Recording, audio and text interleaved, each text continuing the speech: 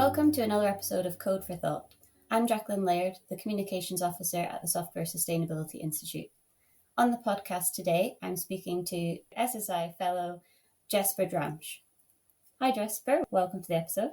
Hi Jacqueline, thank you for having me. Would you like to introduce yourself, a bit about your job title and where you're based? So right now I'm a scientist for machine learning at the ECMWF, which is short for European Center for Medium Range Weather Forecasts, which is an international organization and research organization based out of Reading. And right now I'm in Bonn in Germany because we have a new office here, and this is where I'm doing all my machine learning right now. Could you give us a bit of an overview into the plans you have for your SSI fellowship? Yeah. In my research, I've seen a lot of applied scientists work with machine learning and show some really cool stuff, but I've seen some flaws in the methodology, especially in like reproducibility, but also in some of the validation.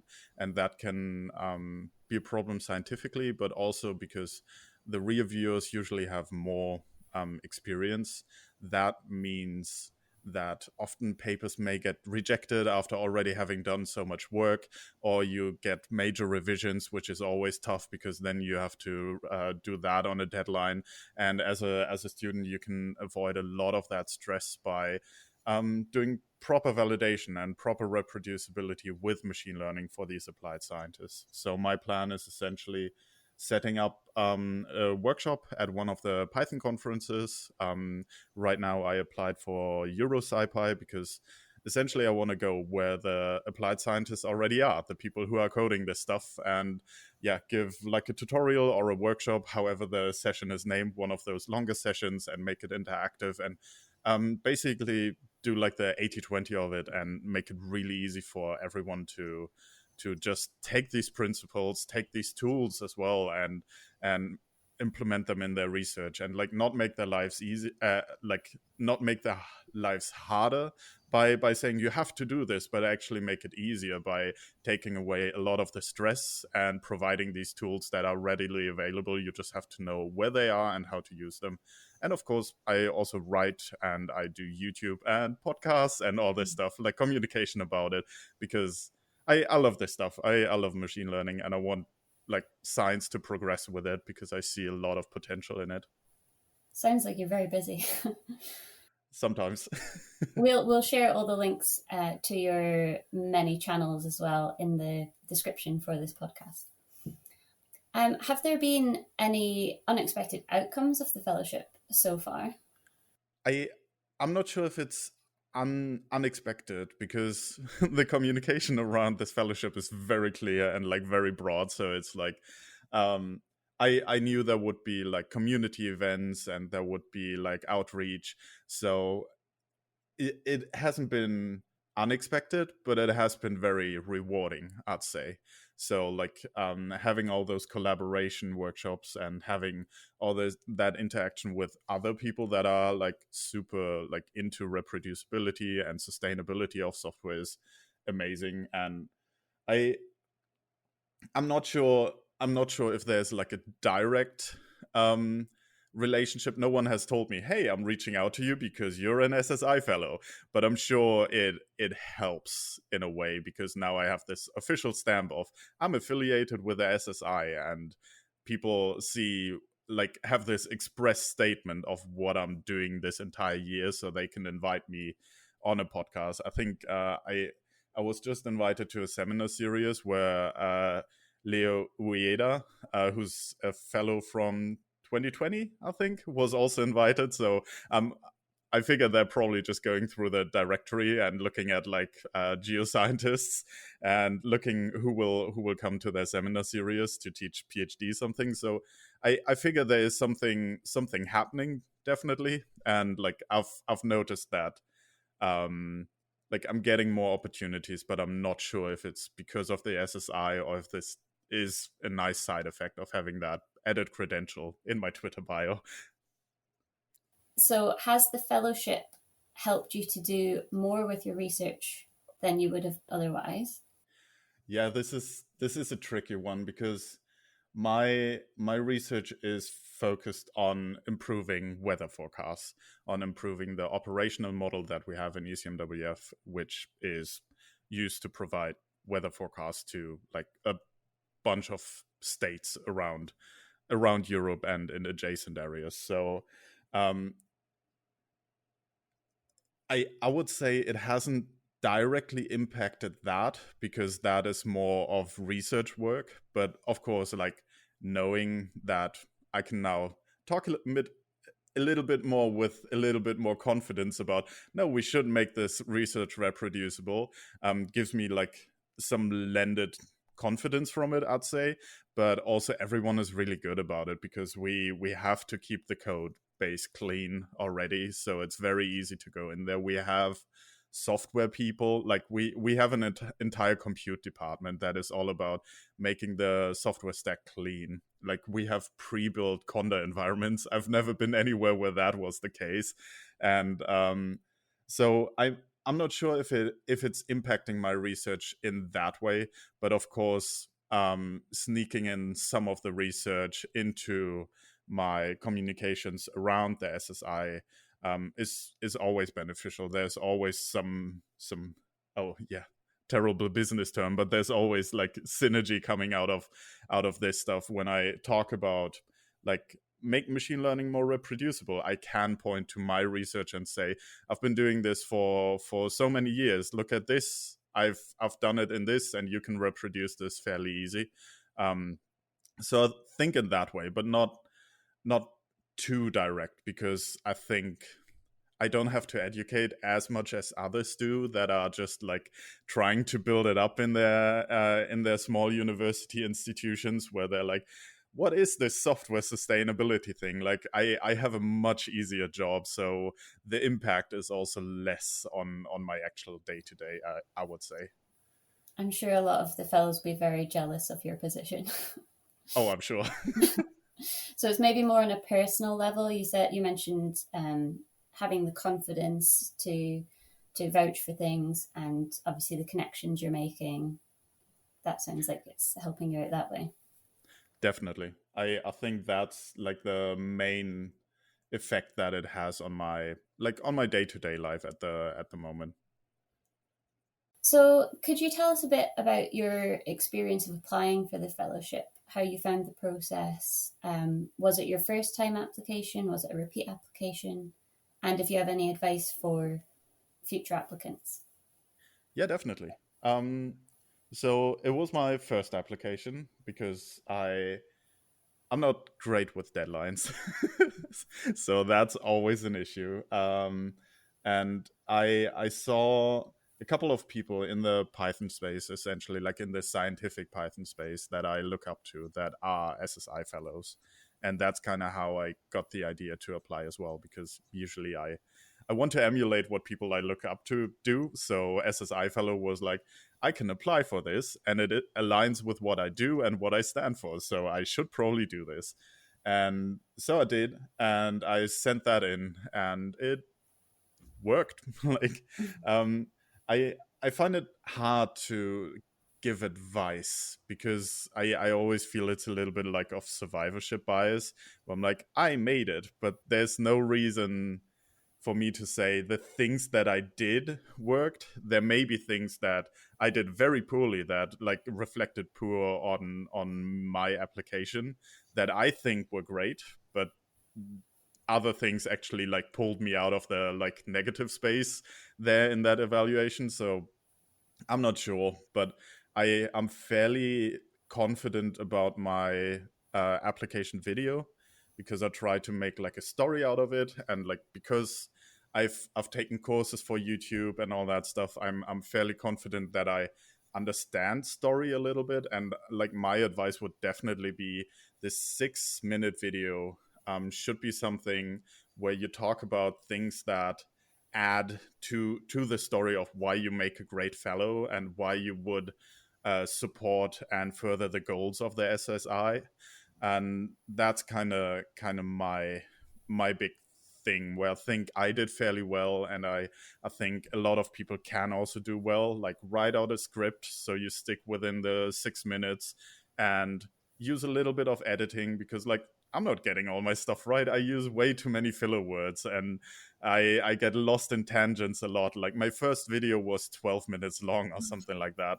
And also like prioritizing, like the stuff that I talked about in my video, most of it isn't the most impressive stuff. I talked about one thing where I'm like, oh yeah, and in 2011, 10 years ago, I talked to a professor about getting a software person. And that's not even an achievement, right? That's nothing to brag with, but it kind of tells the story of, I have been doing this for a long time and thinking about like sustainability for a long time.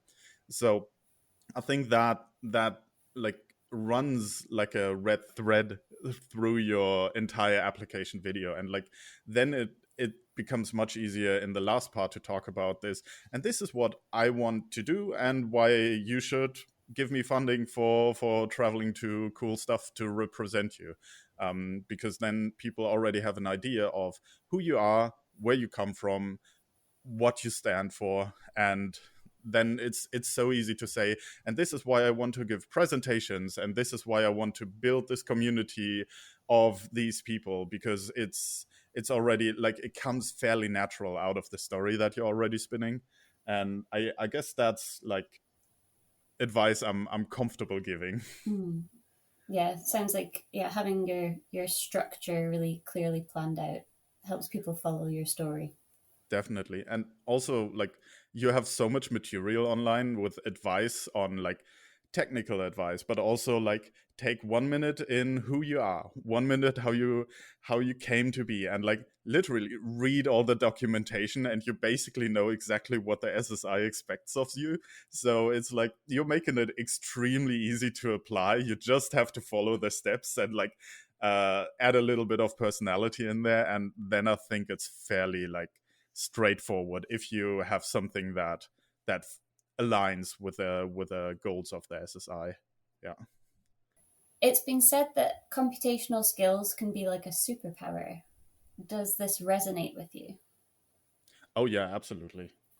In so many ways, actually, because like I'm a geophysicist by background. I could be interpreting seismic data by hand in my life now, but because I got so interested in code and then so interested in machine learning, I am now in a very different stage in my life. I'm not interpreting the seismic data. I'm now modeling I'm modeling the weather. Like I have no idea about the weather. I barely look at the weather forecasts even, and it has put my career on an entirely different trajectory, but also in my personal life. Like I I have like small scripts that do stuff for me. Like I use Espanso for text expansion, which can run Python scripts. So actually, like when I have a meeting with my colleagues in the UK, I have a little, like if I type hashtag meeting, I can type in a time and which time zones everyone is in, and it gives me a little text snippet of my time zone that I'm suggesting and their time zone, because like time zones are so wonky. Which direction is it if you're in the UK? Which direction is it if I'm in Europe? And like just having like small things that make life easier, and of course then all the automations that you can run and all that stuff. So I think it is definitely a superpower, and you don't even have to be like extremely good at this. You just have to like, I kind of think of this like all the way back. Like I'm very clearly a millennial from which what I'm talking about now. Back in the day on MySpace, we used to like change our HTML and stuff and just hack the thing to make it as cool as possible and to kind of flex on our friends. And I feel like I'm doing a lot of this today with just like I didn't like a thing that Gmail does, so I'm using a Google app script, which is like janky JavaScript. Like I'm not a JavaScript developer, but I learned enough to just do damage and just to sort my emails in a certain way that I want. And just these small like scripts that you can use, they make life so much easier for me and enable me to do so much more. And I think for for a lot of other people as well. Like code can be a huge amplifier. So we have this reach that was never there before, especially for like underrepresented minorities. You can use a lot of like coding, but also like, of course, like social media that comes from it and all that stuff to actually make your voice heard and to collaborate and to work together to work on making this place a little bit more equitable. I know it's because it's an amplifier, it can also already go in the other way. So you have to be intentional about it. The technology mostly doesn't care. So you have to be ethical about it. But yeah, so it can be a force for good if you are someone that applies it in a good way, I'd say. Do you have a particular call to action for listeners? Is there anything you'd like people to contact you about, whether it's to collaborate or just to get in touch? So I really hope I'm getting that spot at EuroSciPy, but otherwise look out for the Python conferences where I'm doing the workshop or tutorial or whichever format it is, because like the more the merrier, and that would make me really happy. Otherwise, I write a weekly newsletter which is machine learning focused, but I always write about like stuff that I do.